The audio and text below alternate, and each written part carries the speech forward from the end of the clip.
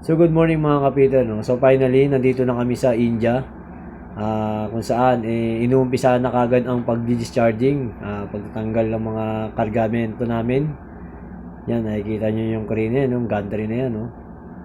So simula kayo ng madaling araw yan sila nag-umpisa, mga 3 a.m. ng morning. So ngayon, hanggang ngayon. So shifting, kailangan matapos kami rito hanggang October 5. So, yun ang estimate kasi pupunta na kami sa UAE, Fujairah. So, napakaganda ng lugar ng India. Yan, napakalinis, parang mapayapa yung lugar.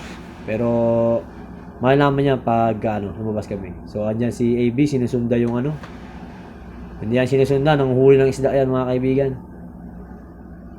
So, ayan. Napakaganda ng India. So, discharging pa rin, tuloy-tuloy yan.